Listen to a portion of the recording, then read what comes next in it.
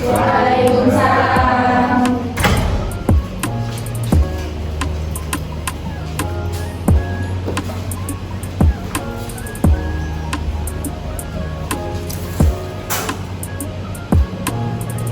Baik, bismillahirrahmanirrahim. Assalamualaikum warahmatullahi wabarakatuh. Waalaikumsalam warahmatullahi wabarakatuh. Alhamdulillah rabbil alamin.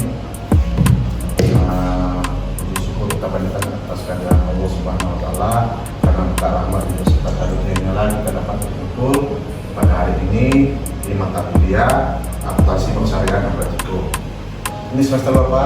Nah, pada mata kuliah ini itu SKS-nya ada 2. Terus yang ini Bapak tuliskan di sini karena kita masih awal perkuliahan, Bapak mau menjelaskan tentang capaian pembelajaran lulusan atau yang sering disebut dengan CPR. Capaian pembelajaran lulusan itu ada bidang sikap, bidang keterampilan umum, bidang pengetahuan, dan bidang keterampilan khusus. Serta kalau untuk di capaian pembelajaran mata kuliah itu di CPRK ini ada 10 poin. Di CPRK 1 itu mahasiswa harus memahami dan mengidentifikasi tujuan akuntansi bank syariah.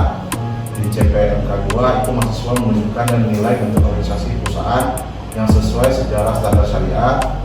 Di CPMK 3 itu mahasiswa mampu mengilustrasikan kerangka dasar penyusunan dan penyajian laporan keuangan syariah.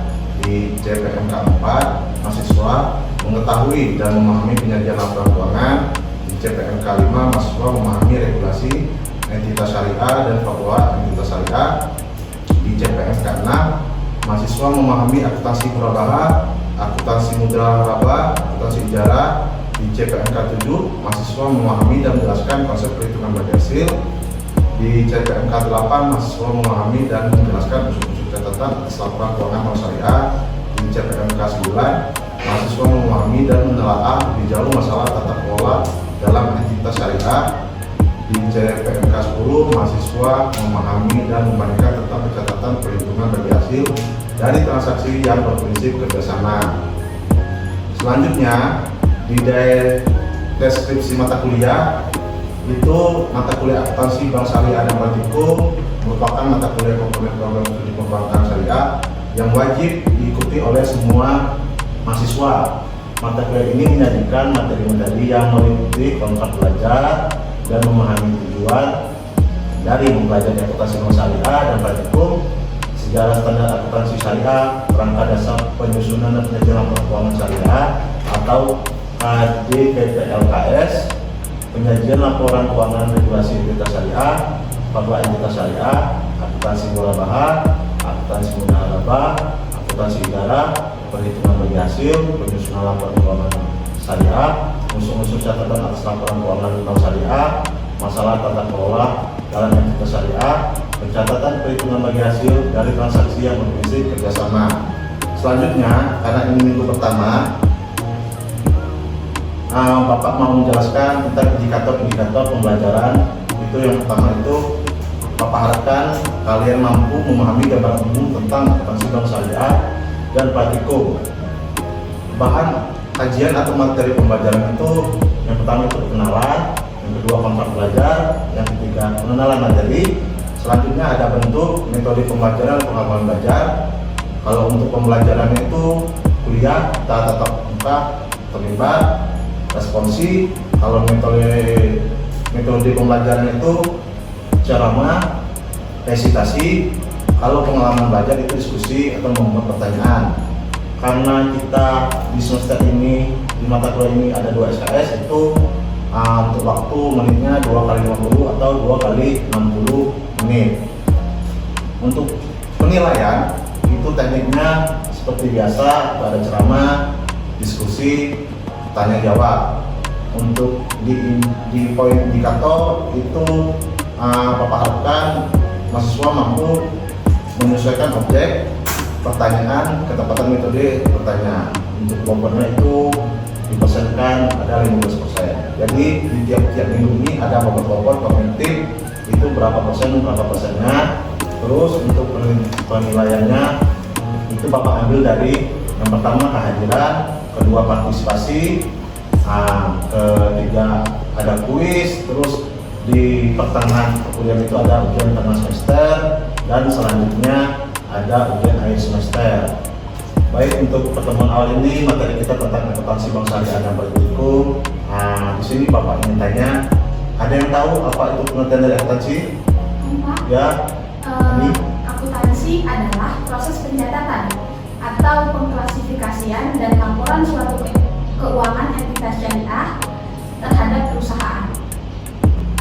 Baik, ada lagi? Nah, pengertian dari akuntansi itu adalah suatu seni yang mana seni mencatat apa? Laporan keuangan. Meringkas apa?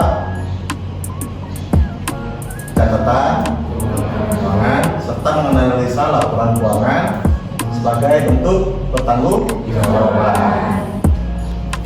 Selanjutnya di informasi akuntansi itu ada beberapa anggota informasi akuntansi yang meliputi bank pemberi kredit, itu yang berupa laporan keuangan atau laporan lainnya. Selanjutnya ada shareholder, itu yang meliputi laporan keuangan, RUPS atau dividen. Selanjutnya di informasi akuntansi itu ada government, BI, tax atau DQ atau sering disebut dengan Departemen Keuangan. Itu ada laporan keuangan, pembayaran atau laporan pajak. Selanjutnya di informasi akuntansi juga ada manajemen atau BOD, itu tentang laporan keuangan, realisasi budget, analisa keuangan, serta rekomendasi atau early warning. Selanjutnya di informasi akuntansi itu ada nasabah atau customer yang meliputi laporan keuangan, perkembangan bank investasi atau saving, serta di informasi akuntansi itu ada karyawan, itu yang meliputi kondisi perusahaan atau kesejahteraan karyawan. Selanjutnya di prinsip akuntansi itu ada laporan posisi keuangan. Menurut Anthony Hawkins dan Mencharge tahun 2001, money measurement atau akuntansi mencatat dalam ukuran nominal uang. Selanjutnya di laporan posisi keuangan itu ada entity, itu yang merupakan akuntansi mengakui seluruh akun adalah milik entitas bukan perorangan. Selanjutnya ada di going concern, itu akuntansi memandang perusahaan akan terus berjalan, tidak dilikuidasi dalam jangka waktu dekat. Selanjutnya itu ada pos itu berupa aset, itu berdasarkan jumlah biaya yang dikeluarkan untuk mendapatkan aset. Selanjutnya ada dual aspek, itu merupakan setiap transaksi dicatat minimal 2 sisi. Selanjutnya di prinsip akuntansi itu ada laporan laba rugi yang meliputi accounting period, itu merupakan pengukuran dalam rentang periode waktu tertentu. Terus selanjutnya ada konsep pasti, itu pendapatan diakui hanya apabila benar-benar akan diterima, sementara beban sudah diakui apabila akan terjadi. Selanjutnya ada realization, itu merupakan jumlah pendapatan yang benar-benar diterima dari pembayaran nasabah.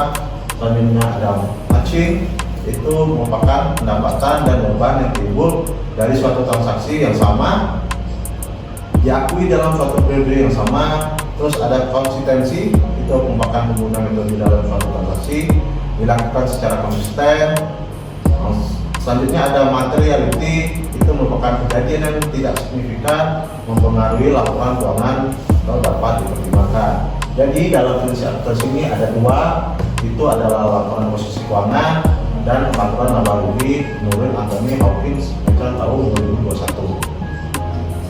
Selanjutnya ada proses akuntansi, bisa kita lihat di sini ada beberapa tahapan proses. Itu dari yang pertama ada analysis transaction, 2 journalist organization entries, 3 post journal entries atau log to ledger. Yang keempat ada identify journalist and post adjusting entries. Yang kelima ada journalist and post closing entries, dan yang keenam ada prepare financial statement. Nah, dari keenam proses ini, itu dari poin yang kedua sampai poin kelima itu termasuk untuk jurnal Sedangkan poin transaksi itu ada di poin ke-1. Selanjutnya untuk laporan keuangan itu kita memakai poin ke-6, preferred financial statement. Selanjutnya kita ke transaksi.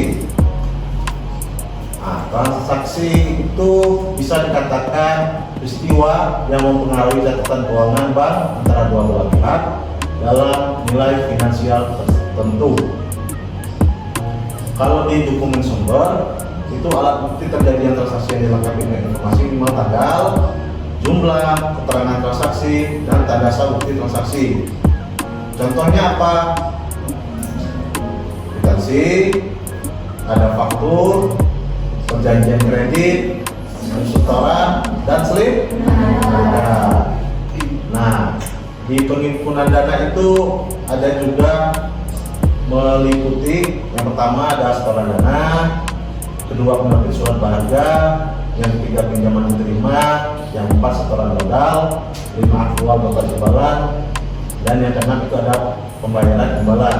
Sedangkan di penyaluran dana itu ada penempatan pada bank, pembelian surat berharga, yang ketiga pembelian kredit, selanjutnya pencadangan kerugian, ada biaya provisi, aktual pendapatan, serta pengakuan pendapatan. Dari beberapa slide tadi, seperti guna informasi akuntansi, prinsip akuntansi, proses akuntansi, dan transaksi, itu kita bisa membuatkan. Kita lanjut ke jurnal. Ada yang tahu pengertian dari jurnal? Saya Pak. Ya, dia. Jurnal itu adalah catatan tertulis yang berisi informasi secara sistematis dan juga kronologis. Baik, ada lagi yang mau? Jurnal itu catatan tertulis baik dalam penelitian atau rangkaian pemikiran seseorang. Ya, bagus, Arimbi. Terima kasih kepada Dian dan Arimbi. Kalau menurut dia tadi, jurnal adalah catatan tertulis, informasi sistematis, kronologis. Sedangkan menurut pengertian Arimbi, jurnal tadi catatan tertulis, buku harian, kerangka pemikiran seseorang dalam bidang tertentu. Jurnal itu adalah suatu sistem yang mencatat transaksi keuangan berdasarkan dokumen sumber yang sah ke dalam sistem pencatatan bank. Biasanya dalam jurnal itu ada 2 item yang tidak terlepas dari debit dan kredit. Biasanya di jurnal itu ada aset sama dengan liabilitas ditambah ekuitas. Di aset itu ada penempatan pada bank, surat berharga, kredit atau pembiayaan. Sedangkan di liabilitas itu ada dana pihak ketiga, surat berharga, pinjaman diterima. Kalau di ekuitas itu modal di store. Bisa kita lihat di sini di aset itu biasanya aset terletak pada debit. Kalau liabilitas dan ekuitas itu biasanya terletak di kredit. Sedangkan pendapatan itu pendapatannya di kredit. Kalau beban itu penempatannya di baik, selanjutnya kita masuk ke laporan keuangan. Ada yang tahu pengertian laporan keuangan? Ya, berarti laporan keuangan itu adalah dokumen penting yang berisi catatan keuangan suatu perusahaan tertentu. ada lagi yang mau menjawab? Ya, Rida. Laporan keuangan itu adalah catatan informasi keuangan dari suatu perusahaan dalam periode akuntansi tertentu. Ya, baik, terima kasih. Baik, di laporan keuangan tadi sudah ada teman yang jawab itu dari Ferdi. Laporan keuangan itu adalah apa? Adalah dokumen penting berisi catatan keuangan suatu perusahaan tertentu. Kalau menurut si Rida, laporan keuangan itu merupakan suatu catatan informasi keuangan dari suatu perusahaan pada suatu periode akuntansi. Bisa kita lihat di sini di laporan keuangan itu adalah menyajikan ikhtiar atau saldo setiap buku besar atau general ledger yang ada dalam sistem pencatatan bank dalam bentuk format yang standar. Kalau di laporan keuangan itu biasanya terbagi menjadi 2. Yang pertama laporan keuangan perbankan menurut PSAK 1 itu yang meliputi yang pertama laporan posisi keuangan, yang kedua laporan laba rugi dan penghasilan kompetensi lain, yang ketiga laporan keuangan ekuitas, Yang nomor 4 laporan arus kas, dan yang kelima catatan laporan keuangan. Sedangkan di laporan keuangan perbankan syariah PSAK nomor 101 itu ada 8 poin. Itu yang pertama laporan posisi keuangan, yang kedua laporan laba rugi dan penghasilan komprehensif lain, yang ketiga laporan beban ekuitas, yang keempat laporan arus kas, yang kelima laporan sumber dan penyaluran dana zakat, yang keenam laporan sumber dan penyaluran dana kebajikan, yang ketujuh laporan rekonsiliasi pendapatan dan bagi hasil. Selanjutnya yang terakhir yang ke-8 itu adalah catatan laporan keuangan. Selanjutnya kita masuk ke proses bisnis perbankan. Nah, di proses bisnis perbankan ini ada apa aja? Dan jasa perbankan. Di penghimpunan dana itu dari pihak ketiga itu ada giro, tabungan, deposito, ada pinjaman diterima, surat berharga diterbitkan, modal store, saham, dan publik. Nah, dari penghimpunan dana ini itu sangat berketerkaitan tentang penyaluran dana, yang mana di penyaluran dana itu ada penempatan, pembiayaan, investasi surat berharga, dan yang terakhir penyertaan. Dan di bawahnya itu penghimpunan dana juga sangat berkaitan dengan jasa perbankan, itu yang meliputi transfer atau RTGS atau ATM, digital banking, payment point, agen, WA, kustodian, sama yang tadi itu ada jual beli kelas. Selanjutnya ada mekanisme beban dana, beban overhead yang berhubungan langsung dengan profit buy, dan berkaitan juga dengan pendapatan penyaluran dana serta fee based income. Oke, baik, sampai sini ada pertanyaan? Ya, satu-satu. Si Heri dulu. Heri, Izin bertanya Bapak, Ya. Apa sih pentingnya laporan keuangan dalam perbankan syariah Pak? Terima kasih. si Heri, ada lagi? Kita Pak, Ya. bagaimana cara memastikan bahwa laporan bank sesuai dengan prinsip-prinsip syariah? Ya. Ada lagi? Saya Pak, Guys? paling penting apa sih yang dapat diketahui tentang laporan keuangan syariah? Ada lagi? Bapak, Ya, Vera. apa perbedaan yang mendasar dari laporan keuangan perbankan PSAK 1 dan PSAK 101? Oke, baik, terima kasih. Baik, Bapak akan menjawab pertanyaan dari Satika. Yang pertanyaan itu bagaimana cara memastikan bahwa laporan keuangan syariah sesuai dengan prinsip-prinsip syariah. Untuk memastikan bahwa laporan keuangan itu sesuai dengan prinsip-prinsip syariah, itu biasanya bank harus memiliki sistem pengendalian internal, yang mana dari sistem pengendalian internal itu biasanya kita memakai jasa auditor yang mengerti tentang prinsip-prinsip syariah. Kalau kita biasanya kalau di suatu perusahaan atau perbankan itu ada divisi satuan pengawasan intern. Nah, itu yang mana pada waktu-waktu tertentu untuk mengaudit suatu laporan keuangan itu mereka meminta data. Jadi kalau kita di sistem perbankan syariah ini itu harus memiliki data yang valid dan data yang terstruktur agar memudahkan auditor dalam proses pengauditan. Baik, Bapak akan menjawab pertanyaan dari Heri yang bertanya itu apa pentingnya laporan keuangan dalam perbankan syariah. Di dalam laporan keuangan di perbankan syariah itu sangat penting, yang mana dalam laporan keuangan itu agar dapat memberikan informasi tentang bagaimana laporan keuangan yang sejauhnya bagus agar tidak terjadinya kecurangan, terus agar dapat dipahami oleh stakeholder biasanya. Baik, Bapak akan jawab pertanyaan dari Alvera yang mana pertanyaannya apa perbedaan yang besar tentang laporan keuangan perbankan syariah menurut PSAK 1 sama PSAK 101. Kalau Bapak lihat di laporan keuangan perbankan ini tentang PSAK 1 sama PSAK 101 itu ada beberapa perbedaan memang dari poin-poinnya. Kalau di PSAK saat itu lebih mencakup laporan keuangan, laporan laba rugi, penghasilan operasi lain, laporan perubahan ekuitas, laporan arus kas dan catatan atas laporan keuangan. Itu yang mencakup 5 poin penting. Sedangkan di PSAK 101 itu sama-sama mencakup 5 poin penting sama seperti PSAK 101, cuman yang membedakan itu ada beberapa poin.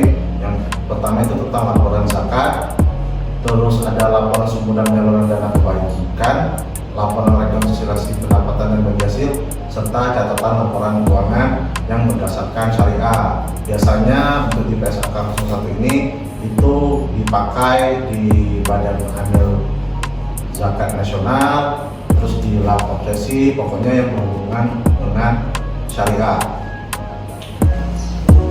Karena waktu kita habis, Bapak absen dulu ya. Alvera,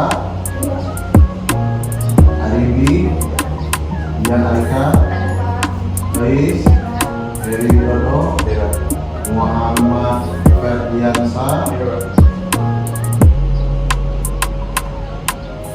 Yuda Deniati, Sartika, Susilawati.